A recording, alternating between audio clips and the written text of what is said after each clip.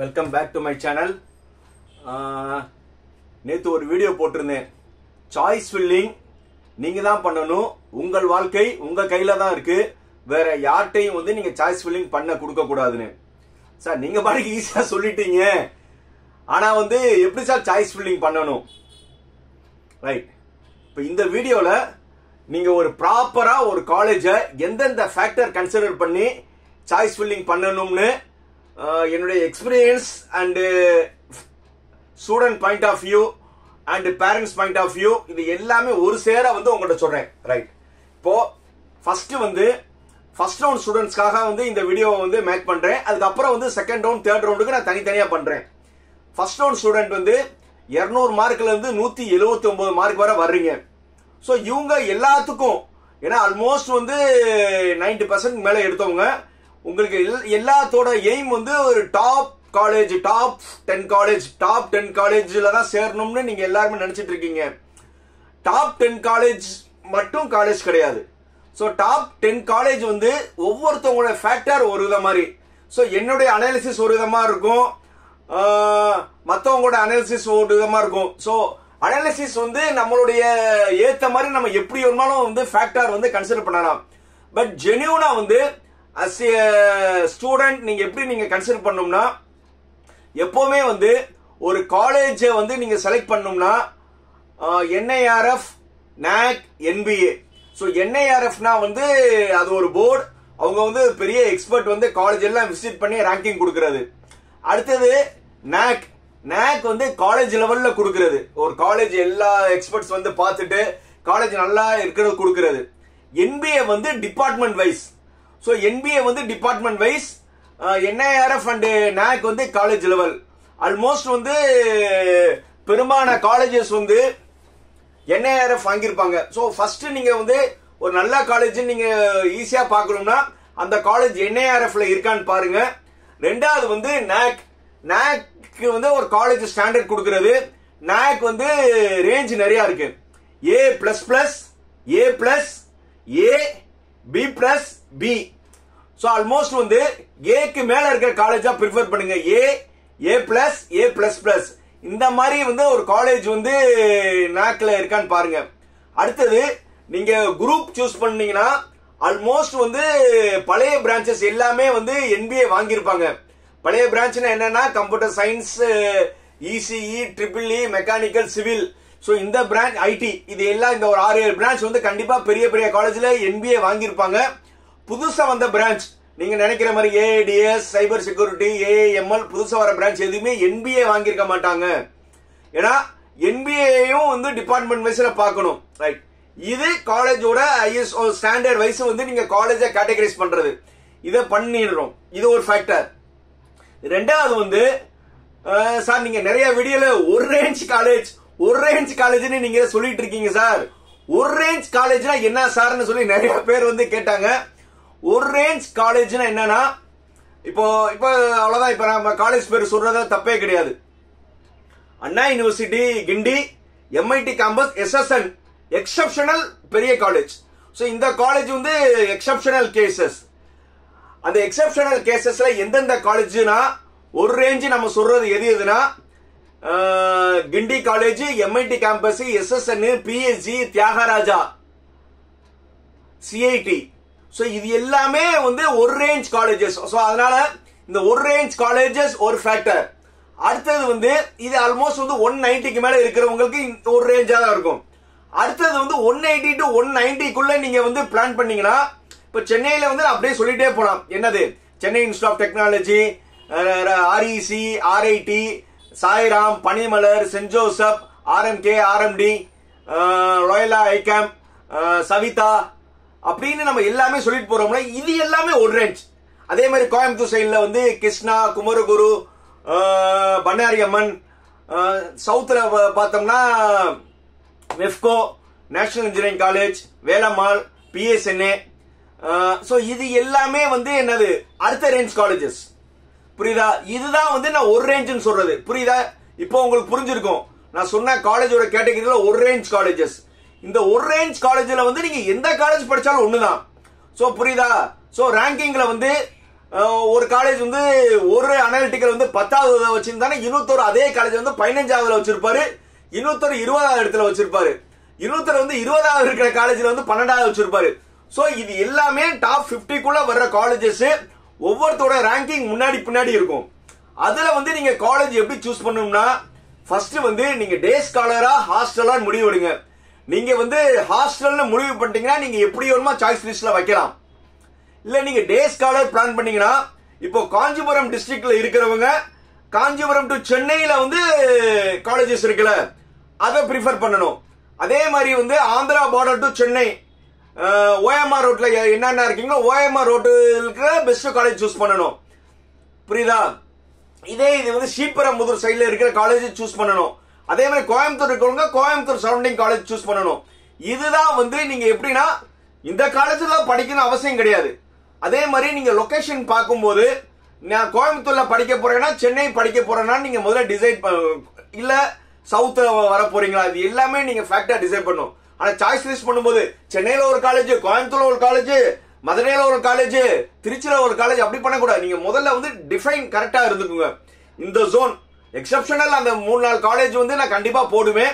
மிச்சம் இருக்கிற காலேஜ் வந்து ஒரு ஜோன்ல போயிருங்க. கோயம்புத்தூர்னா கோயம்புத்தூர் போயிருங்க, சென்னைனா சென்னை போயிருங்க, சவுத்னா சவுத்ல வந்துருங்க. இப்படிதான் வந்து நீங்க சாய்ஸ் வந்து கரெக்டா போட முடியும், தப்பு நடக்காது. நிறைய பேர் வந்து இன்னொரு மெயினா கேட்கும்போது, சார் காலேஜ் அண்ட் குரூப்பை வந்து எப்படி சார் ஃபைனல் பண்ணணும்னா, நீங்க வந்து இப்போ நீங்க கம்ப்யூட்டர் சென்ட்ரிக்னு நீங்க முடிவு பண்ணிட்டீங்கன்னா, கம்ப்யூட்டர் சென்ட்ரிக்னா என்னன்னா ஒரு கம்ப்யூட்டர் சயின்ஸ் இல்ல, ஃபர்ஸ்ட் வந்து நீங்க கம்ப்யூட்டர் சென்ட்ரிக்ல ஃபர்ஸ்ட் சாய்ஸ் என்னவா இருக்கும்னா கம்ப்யூட்டர் சயின்ஸ் அண்ட் இன்ஜினியரிங். பிராக்கெட்ல எதுவுமே இருக்க கூடாது. கம்ப்யூட்டர் சயின்ஸ் அண்ட் இன்ஜினியரிங் இதுதான் கரெக்டான branch, computer science and engineering. ரெண்டாவது அதே கம்ப்யூட்டர் சென்ட்ரிக்ல பாத்தீங்கன்னா நீங்க இன்ஃபர்மேஷன் டெக்னாலஜி, இது எல்லாமே பழைய பிரான்ச். கம்ப்யூட்டர் என்னன்னா கம்ப்யூட்டர் சயின்ஸ் அண்ட் இன்ஜினியரிங் பிராக்கெட்ல எதுவுமே இருக்கக்கூடாது. அதுக்கு அடுத்தது இன்ஃபர்மேஷன் டெக்னாலஜி. அதுக்கப்புறம் வந்து இப்போ புதுசா பிரான்ச் நீங்க எது வேணுமா வச்சுக்கோங்க. அது வந்து அது உங்களுடைய இஷ்டம். புரியுதா? நீங்க ஆர்டிபிஷியல் இன்டெலிஜென்ஸ் டேட்டா சயின்ஸ் வைங்க.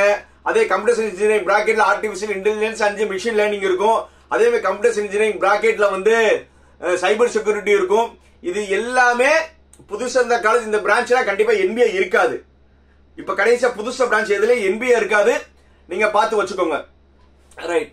இல்ல நீங்க எலக்ட்ரானிக்ஸ் கோர் ரிலேட்டடா வரணும்னு நினைச்சீங்கன்னா இசிஇ ட்ரிபிள்இ எங்க நீங்க இசி இருக்கீங்களோ சைமல்டேனியஸா ட்ரிபிள்இயும் நீங்க கன்சிடர் பண்ணிக்கோங்க.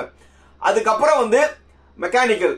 இப்போ மெக்கானிக்கல்னா வந்து மெக்கானிக்கலுக்கு ஈக்குவலண்டாவே பிரான்ச் என்னன்னா manufacturing engineering, production engineering, industrial engineering. இது எல்லாமே வந்து மெக்கானிக்கலோட சப்பிரிவு தான். என்னன்னா manufacturing engineering, production engineering, industrial engineering இது எல்லாமே மெக்கானிக்கல் சப்பிரிவு அண்ட் ஆட்டோமொபைல் இன்ஜினியரிங். இது எல்லாமே ஒரு இதா இருக்கும். சோ நீங்க காலேஜ் சூஸ் பண்ணும்போது நீங்க ஃபர்ஸ்ட் டிமைன். இப்போ ஒரு 190 இன்னும் ஒரு ஸ்டூடெண்ட் இருக்கா, ஒரு எக்ஸாம்பிளுக்கு சொல்றேன். 190 ஸ்டூடெண்ட் வந்து சாய்ஸ் ஃபில்லிங் இப்ப ஆரம்பிக்கிறாரு.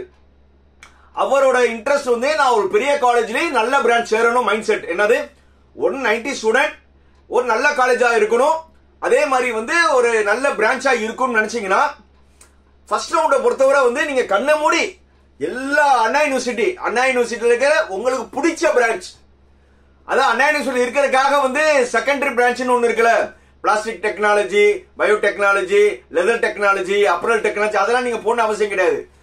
டாப் நீங்க இருக்கிற காலேஜஸ் எல்லாமே ஃபர்ஸ்ட் வந்து எடுத்துக்கோங்க. அடுத்தது எம்ஐடி கேம்பஸ், எஸ்எஸ்என். இந்த 3 காலேஜ்ல வந்து நீங்க எந்த பிரான்ச் போடுறத தப்பே கிடையாது.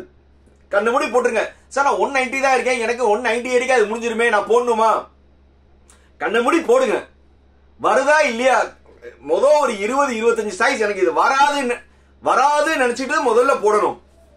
உங்களுடைய சாய்ஸ்ல முதல்ல வந்து வரவே வராது இருக்கிறதா முதல் சாய்ஸா இருக்கணும். நான் ஃபர்ஸ்ட் ரவுண்ட்ல வர்றீங்க, நீங்க போறத தப்பே கிடையாதுல. ரைட். ஒரு 20-25 சாய்ஸ் வந்து வரவே வராது. அதாவது நீங்க பழைய கட் ஆஃப் பார்த்துருப்பீங்களே 198, 197, 196 அதெல்லாம் உங்களுக்கு வராதுல, அதுதான் முதல்ல போடணும். ரைட். அதுக்கப்புறம் வந்து நீங்க காலேஜ் நீங்க ப்ரிஃபர் பண்ணும்போது போன வருஷம் கட் ஆஃப்க்கு வந்து 195, 93, 94க்கு முடிஞ்சிருக்க மாதிரி இருக்கும்ல. இப்ப நம்ம பேசுற 190 ஸ்டூடெண்ட்க்கு பேசிட்டு இருக்கேன்.